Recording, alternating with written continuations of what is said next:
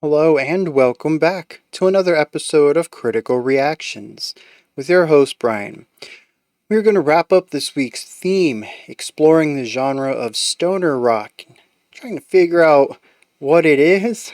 I had a pretty good idea at the beginning of the week, but it kind of got messed around with in the middle of the week. Wednesday and Thursday were interesting tracks, but thanks to a lot of comments along the way, I've been kind of piecing some things together, and I think I have a really strong idea of what stoner rock is, generally speaking, as we move into this final song this week. Which, of course, we're checking something out from Stoned Jesus, which, yeah, that seems like a really good band title if you're going to be making stoner rock. So, this is also the longest one today. I'm kind of expecting more of the atmospheric exploration that we saw with bands like Caius and Elder in this one, although we might just have a really long proggy track too. So who knows? I'm thinking it's going to be more of the former, but we'll find out in a second. Let's dive in.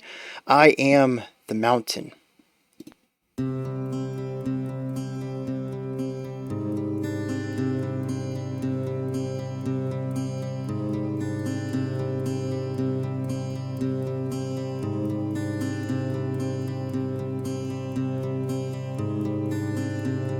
Days go by, but I don't seem to notice them.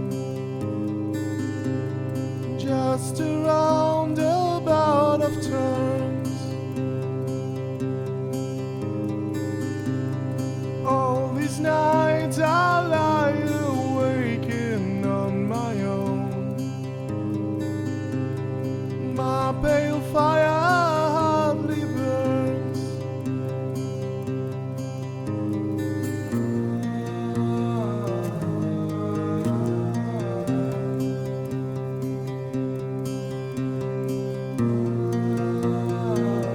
The vocal work with the guitar sounds nice.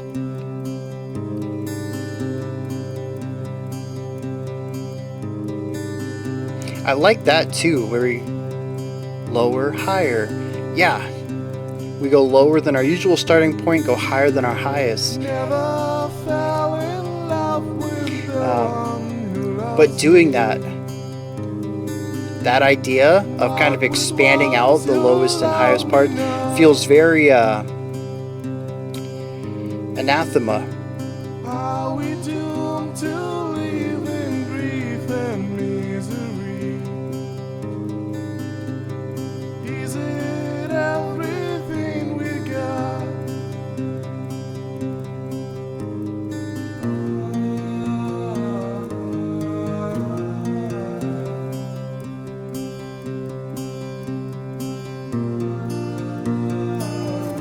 Some interesting time. Oh, I think this was intentional.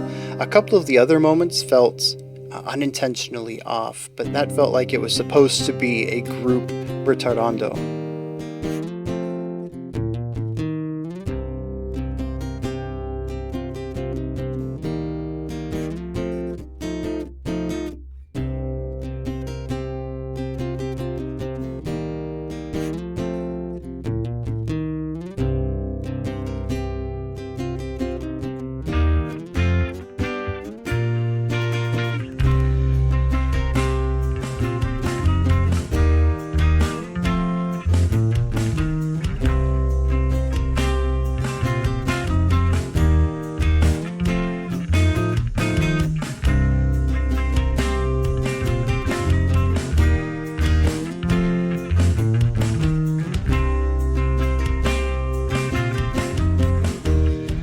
That's an interesting rhythm there too. I think it's because of the 3-3-2.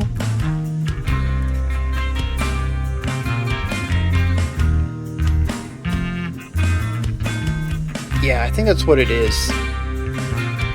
Makes it feel just a little strange, but now that I'm viewing it 1, 2, 3, 1, 2, 3, 1, 2, 1, yeah, that makes a lot more sense to me.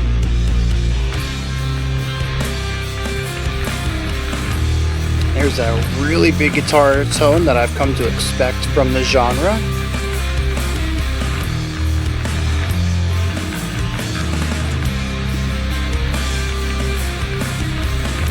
Yeah. So the drums kind of have this 1, 2, 3, 1, 2, 3. So that's kind of what I feel, but the guitars, they don't emphasize that because of breaking it up into 1, 2, and so they emphasize the and of 2, where the drums then emphasize 3, and it gets a little out of sync. That's what I was feeling.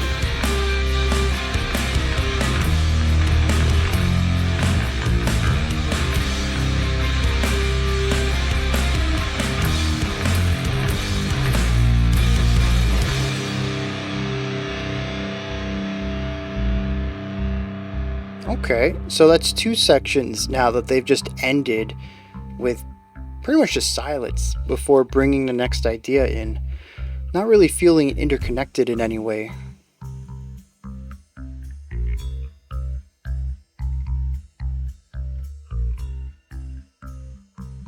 Yeah, there's some modulation on this bass.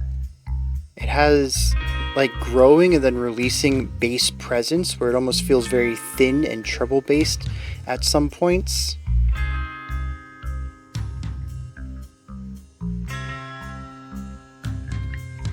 Yeah, very electronic idea. When did this album come out? 2012. Okay, so puts it next to Elder. I think Elder was 2015, right? The one we checked out. I'm the mountain rising high. It's the way that I survive. That's kind of fun. Tell my tale. The greatest star is now for sale. I'm the seaside, I'm the waves, I'm the one that makes you crave. Oh, this is a 7, actually. How did I miss that until now? 2, 3, 4. 1, 2, 3, 1, 2, 3, 4. 1, 2, 3, 1. Look at me, I'm standing still.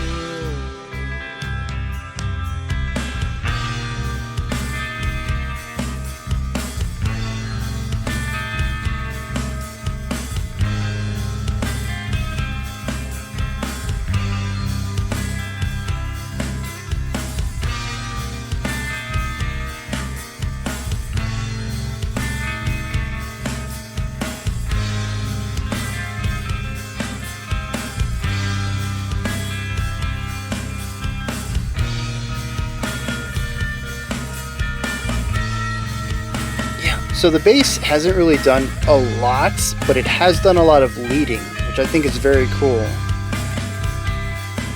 Even in this section, it tends to be the passing tone to take us to the next chord.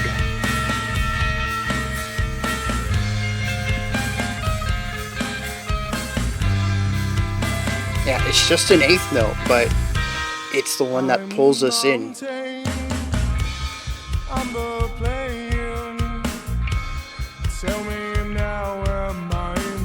Yeah. The syncopated bass with the bass kick. Nice little bit of syncopation that we haven't really seen too much of.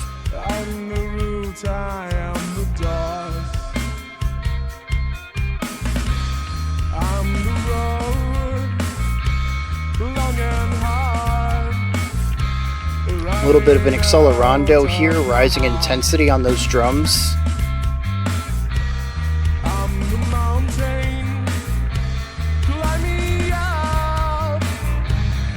Even the vocals are growing in expressiveness.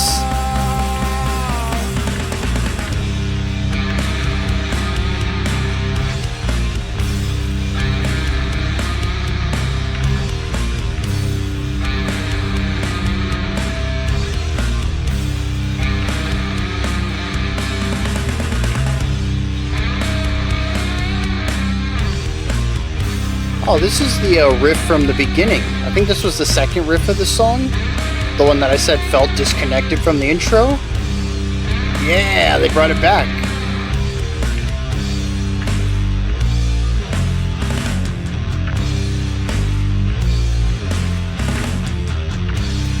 There's that push and pull again. The speeding up and slowing down of time feel.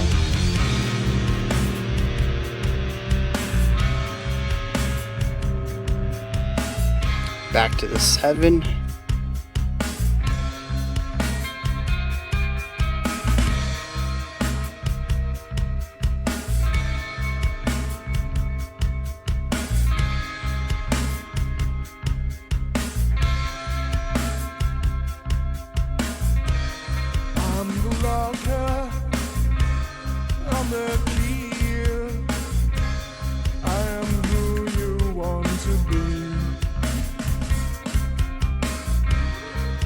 Dude, if the drummer keeps this up... Oh, we have dual guitar stuff going on. I'm really looking forward to how the drummer wraps this up at the highest point of escalation. Some moving bass line.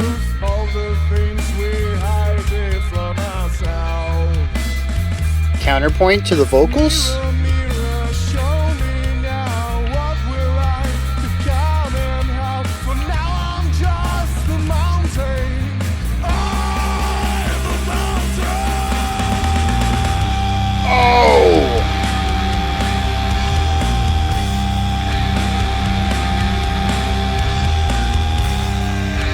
That drum roll, which felt like we were speeding up with the retardando, like this, I don't know, time stretching as it sped up. That makes no sense. Oh, that was great.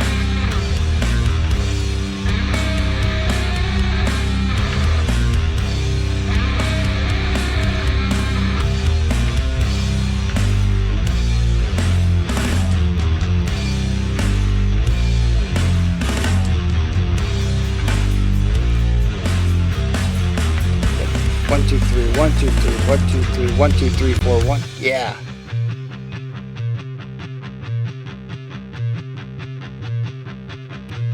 Very Tool? That's straight up a Tool riff. I don't know if they did that on purpose or just a coincidence.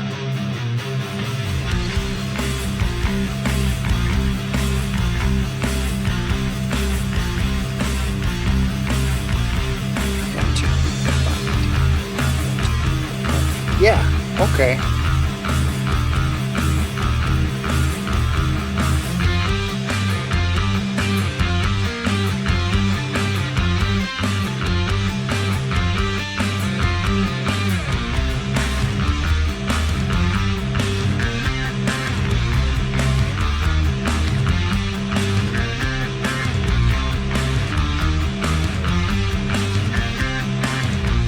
That's a funky rhythm.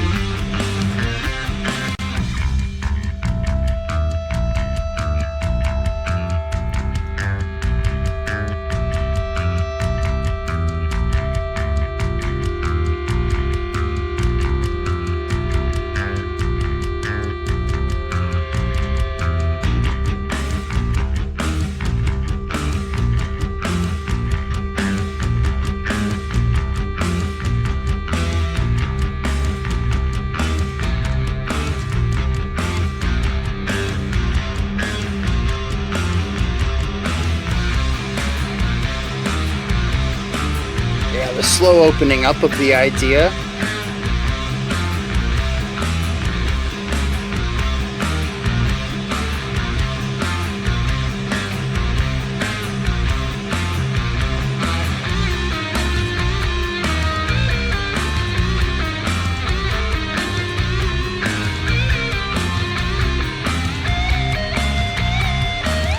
Yeah, take the lick up an octave.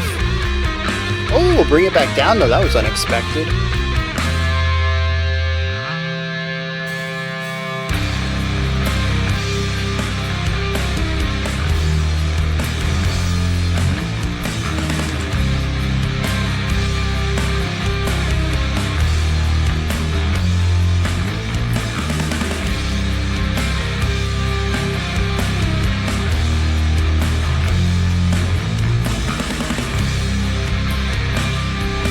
Yeah, the drums, man, that snare accent against what the guitars are doing, that throws me off every time.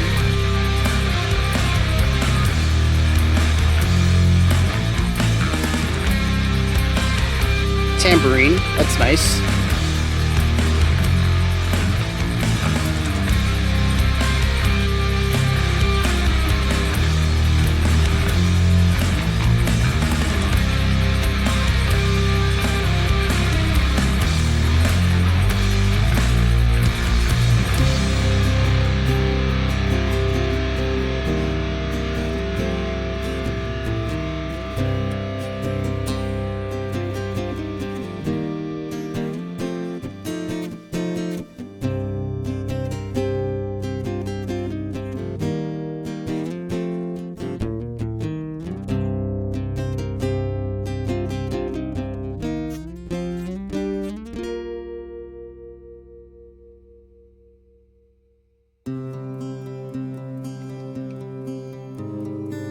And this is how it started with that anathema line.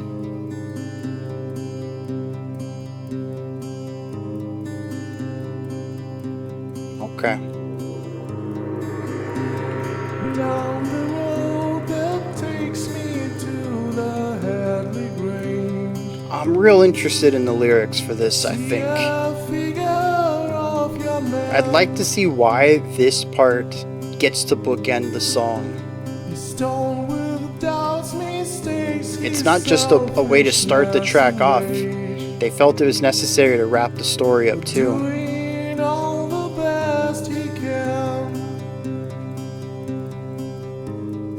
I'm not so blind to see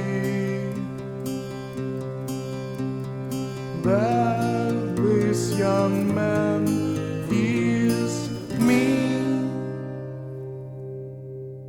Unless it's, I mean, I don't want to extrapolate too much off of one line, but maybe we have a bit of a frame story here. Like, let me tell you a parable of a young man, and you hear the whole story, and then it ends with, and that man was me. So learn from my mistakes. Like, that's kind of the vibe I get from it.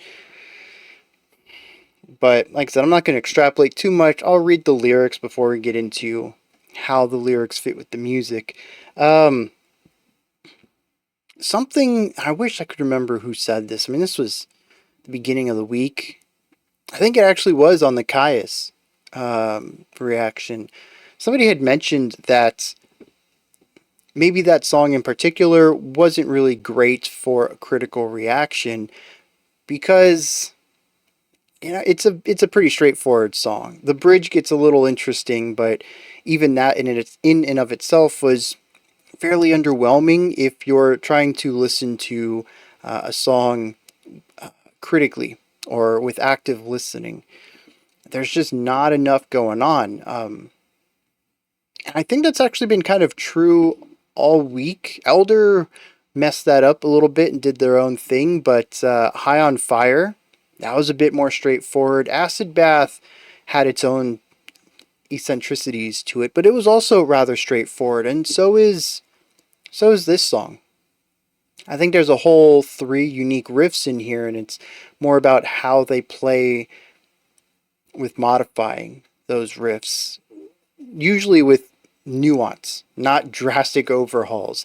It's not so much of repurposing a theme in the classical way of doing so, like a lot of Baroque music did, but just a way of keeping an idea semi-fresh through 16 minutes of music. And so I don't really have a lot to dig into here compositionally. The 3 guitar riffs are kind of cool. They're all kind of based around each other. I think the most distinct ones are the intro and outro one, because those are based around groupings of 4. 1, 2, 3, 4, 1, 2, 3, 4, that idea. Whereas a lot of the rest of it is based around a dotted quarter note or grouping things into 3 half beats. That 1, 2, 3, 1, 2, 3, 1, 2, 1, 2, 3. That dominates a lot of the song. And even towards the end, when we were starting to shift time signatures a little bit, we were still working with groups of 3 in some capacity. Whether it was the 7 alternating 3 and 4, which we can view instead of 3, 3, 2, we have 3, 2, 2, which really not that big of a difference, is there, now that you think about it? And even when we hit the 5 at the end, which was a rather distinct moment in the song, it's still alternating 3 and 2, although the 2 comes first in this case. 1 2 1 2 3, 1 2 1 2 3. It creates this drive at the beginning and then a release at the end. But 3 is just a really big part of this entire song, except the intro and outro, which are really based around 4s. And so they stand out to me, but everything in the middle is a variation in and of itself. Every riff feels like it's tied to one that came before it, even if it's not an identical use of it, even if it has different pitches to it. There's a rhythmic DNA that exists throughout the middle, well, like 14 minutes of this song, and it's really interesting to hear them modulate on this. And to kind of stick within the realm of this one riff that they give us at the beginning of the song and expand it in different ways and stretch it and squash it and try to make it work in so many different contexts. But at the end of the day, it's really just one or two ideas and modifications of them. Even the drum work, as it gets more complex, those complex moments are far and few between, and most of the song is a pretty straightforward rock beat and a pretty straightforward, bass playing root tones. Even the guitars are a lot of chords. So there's not a lot to dig into there, I don't think. And again, aside from Elder, which got kind of bonkers in places, Stoner Rock Week's kind of been this. I've talked about atmosphere. I've talked about rhythmic ideas in some songs. I've talked about production, seems to be a really big one. And I've talked about riff creation and riff lineage. But I just thought about it, I'm like, the composition itself? No, I've been kind of light on that analysis. And I think that's why a lot of these songs are very simplistic. They do a lot with what little they write. And I think that's interesting, but a lot of this comes down to vibe and feel, which I think fits what I've found stoner rock to be. It's like heavy metal, blues rock influence as far as riffs go, but it's played with very modern, meaty guitar tones. And I find that that's pretty accurate for this track, too. But this song is a bit more than that. I think that does give us the home base once we get outside of the acoustic lines. But the song builds constantly, and part of that even includes the acoustic ideas at the beginning of the song. The intensity of this track continues to rise. We start with acoustic and vocals, and then acoustic with two vocals, and then electric guitar with vocals, and then drums, and then bass with the electric guitar, and then two electric guitars doing two different things, and now our vocalist has a bit of grit. There's power behind it, and now the guitars, they've started to play stuff that their tone is getting even bigger now. The drums are starting to play some more complex ideas. The first 13 minutes probably of this are slow burn. Honestly, they really are. It's interesting when I figured this out, because we do have a verse chorus thing between minutes like 2 and 6. It honestly takes a long time to get through that, which has been a recurring thing this week, hasn't it? Taking longer than most genres would to get through an ABAB. But stoner rock seems to be about taking its time. It's not too concerned with length. But once we get out of that, you start to see how even that second verse and chorus were building off of the first. Little flourishes added. The guitar part in the verse expanded just a little bit. The drums a little bit more animated. The bass, including a leading tone on the and of 4 at the end of the phrase before going into the new pedal tone, rather than just playing the pedal tone all the time with no leading to it. It's little things like that that elevate the second time through the verse. I think the second chorus is the same though. Y'all can let me know if I'm wrong on that. But after that, it is linear slow burn time. We are just taking a new idea, which actually comes from the beginning of the song. It's that second riff we heard, and building on it and building on it in tone, in production, in layering, in complexity, again, particularly with the drums and the bass, and really building the sound up. And I had mentioned at one point that it felt very Tool like to me. And at one point, I even said it was a Tool riff. It might be. It reminds me of a very specific song that was probably a radio track because I've never listened to Tool outside of the radio, honestly. So it's probably one of their bigger ones, probably from their grungier days, because when they started going into 10,000 Days, was that the album? When they started exploring more progressive elements, production wise and composition wise. I stopped listening to the radio. I think Vicarious might have been the last single I heard from them. So,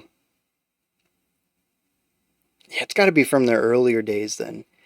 I don't know. I'm kind of curious if anybody else, especially Tool fans, you hear that and you're like, "Wait, that's this riff from this song." If you've got that same ear, if you hear it too, let me know. If y'all don't hear it, let me know too, because now I got to figure out what I'm hearing. But that's a different problem altogether now. But from this point on, we started engaging with these really fuzzy yet clear guitar tones, some wild drum work, and really building this song into something large, even going so far as to take, at the beginning, some less powerful electric guitar tones and filling in the low end on them so that they feel like they're getting bigger. This was actually something, now that I think about it, we saw in the first verse too, with that bass line, where I had mentioned that some parts, the bassier part of the EQ felt fuller than other parts, and it felt like the bass part was being EQ'd down and EQ'd back up, and it creates something that feels a bit thinner and then full, and it's this fluctuation between the two. We actually see this here at the end, removing the bassiness out of everything and slowly filling it back in so it can feel large. You can play the same riff over and over and over, change it from palm muted with no bass into full open string with full bass, and it's a production and a performance thing that helps this feel like it's growing over the, I don't know, 64 times that we heard this riff. It just kept getting repeated with new production, new technique, new instrumentation, new layers.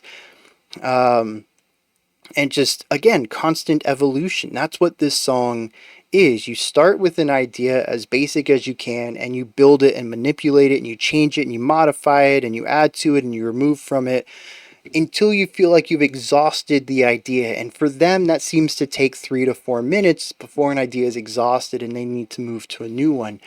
But what I find interesting is that towards the end of the track, we started reusing older ideas, allowing the evolution that we heard once before to occur again.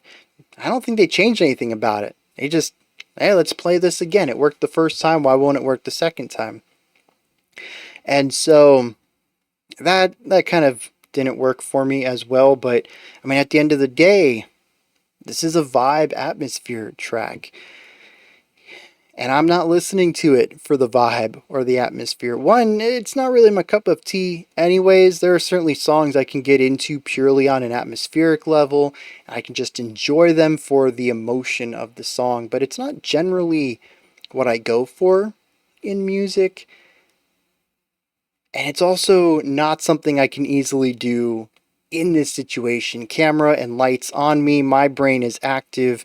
I am, really keying into what's being played, not how do I feel about what's being played, which is its own issue with these reviews anyways, and something that's become quite apparent this week. There are certainly some genres that don't quite work so well with the format I have, and instead of forcing them to, probably should just adapt a new format, but that's easier said than done. Regardless, if you enjoy this vibe, if you listen to the meaty guitars that come in around minute 2.5, and you like that, this is going to be a trip for you. You just close your eyes, chill in your beanbag or your recliner or your bed or whatever you're laying down in. Even the floor, maybe not tile, but I mean carpet. Yeah, I could see that happening. And you can just enjoy the ride. You've got 14 minutes ahead of you of just really great atmosphere. And I think they do that very well. They keep things fresh enough without really changing too much. And that's something that most of these bands this week have done really well, is retaining a style and a sound throughout rather lengthy tracks without them feeling too boring. And despite me saying multiple times this week that some of these songs just don't have a lot of composition to dig into, not once have I really said that I'm bored or that a section was too long, other than the bridge to Caius, which I do feel like it needed something else. But even that's a bit on the shorter end. I think that was only like a minute and a half compared to Elder and Stone Genius. Stone Jesus. Stone Genius. Could you imagine bands? Oh man. And Stone Jesus, who kind of revolve an entire song around stretching these ideas out as far as they can.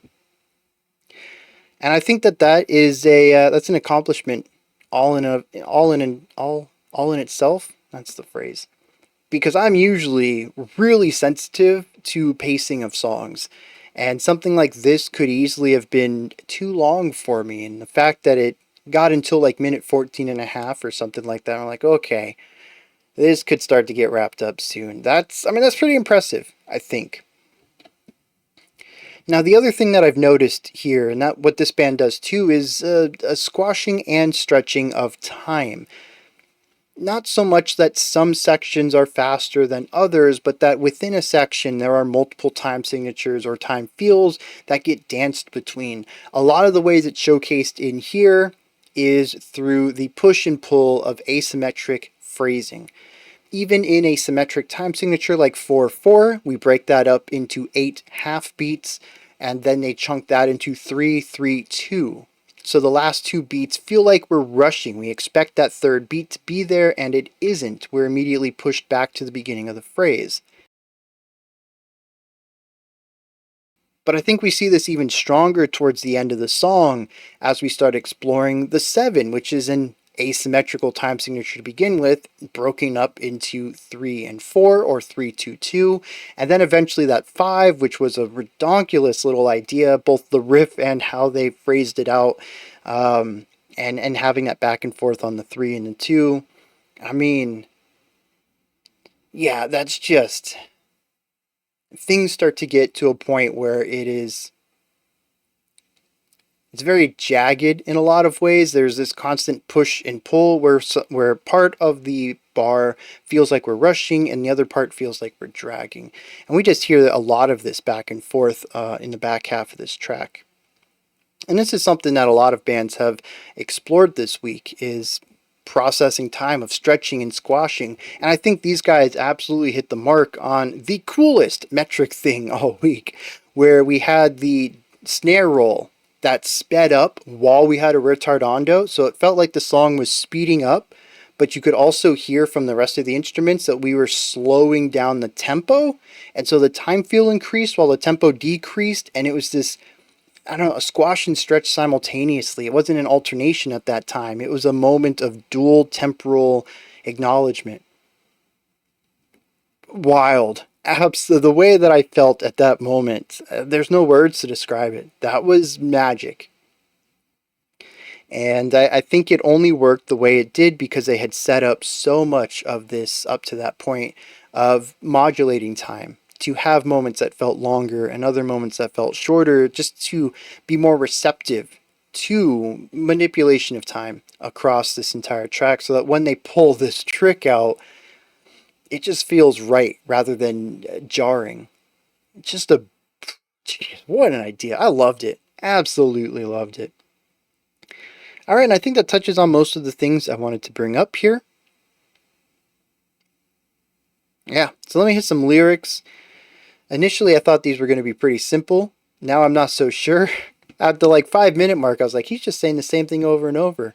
But the lyrics, they evolved over time too. So I think this is actually going to be a lengthy set. Let me dive into that, see what's going on. All right, this is deeper than I expected. Um, this is about looking at your past, seeing your faults, your mistakes, your strengths, and deciding to grow, to erase where you find your faults to be, and to improve and focus in on where you find your strength to be. And in so of doing, becoming a better person because of it. Until one point later on in your life, you finally realize that you're who you wanted to be, who you're meant to be. Still not perfect, still have your faults, but a lot better than who you were. And in the final moments, this narrator asks for a glimpse of the future. Hey, says, mirror, mirror, tell the truth of the old ones and the youth, all the things we're hiding from ourselves.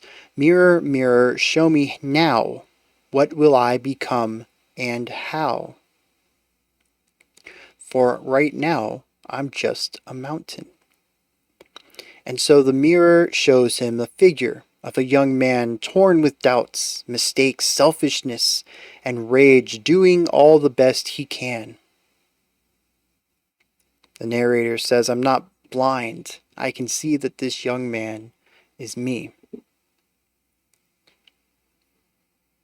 I don't know what the ending is supposed to mean.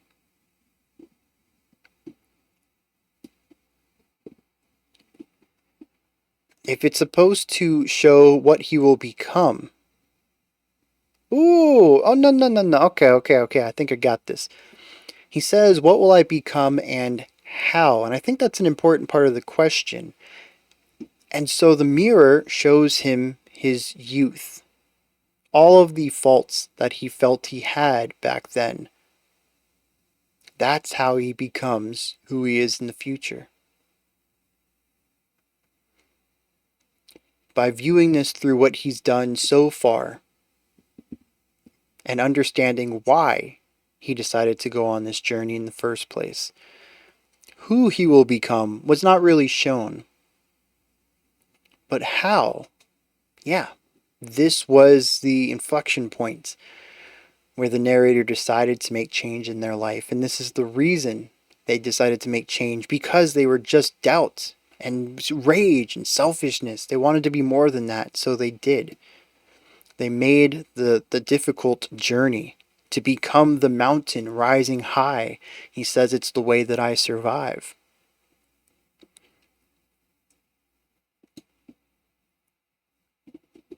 Interesting. So the song is about getting stronger, better. And so is the music. It's about taking one idea that starts out kind of meek and small at the beginning and transforming it. That's why there's really only one core riff. It's why everything can be tied back to the beginning, because narratively everything is tied back to the beginning. Every decision made because of decisions made prior. That's why this has such a natural evolution and growth to it musically. The music shows the journey of the narrator until it is as large and powerful and full sonically as the narrator is metaphorically as a mountain now.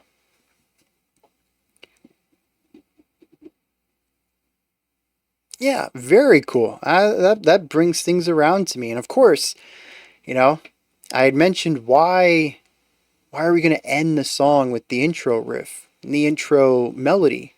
What's the significance of that? But of course, the ending shows the beginning. The mirror shows a look back at who he was prior. Yeah, that's actually really well done. I'm coming around to this. Still not exactly a sound I would go out of my way to listen to often, and the long runtime would definitely persuade me away from it. But if I was ever in the mood for this kind of sound, this would be a song I go for, simply because I think it resonates very well on an artistic level. Those are my thoughts on Stoned Jesus's I'm the Mountain. What are your thoughts? Did you enjoy this? Was there anything that stood out to you that maybe I didn't talk about? Do I need being corrected? Did I say anything out of place? And maybe you need to let me know. I shouldn't have said that. Do you have a different take on this at all, or anything that you'd like to add to the conversation? Please put all of that down in the comment section. Above that, in the description box, you'll find a link to Linktree. Takes you here. You can find links to my music, ways to support the channel, a link to the Discord server, and so much more. Above that, if you could, like, subscribe, and ring the bell. I greatly appreciate all three of those. Alright, that wraps it up. I'll be back tomorrow, though, 5 p.m. Eastern Standard Time, 10 p.m. UTC, with our album review, which I think we're checking out something from Vola. I don't think it's their latest album, but maybe their second most recent album. I don't remember. It's something from Vola, though, which I'm excited about because I've enjoyed Vola in the past. Alright, until next time, remember to be critical, not cynical, of the music you listen to, and have a fantastic morning, afternoon, or evening, whenever you choose to watch my videos.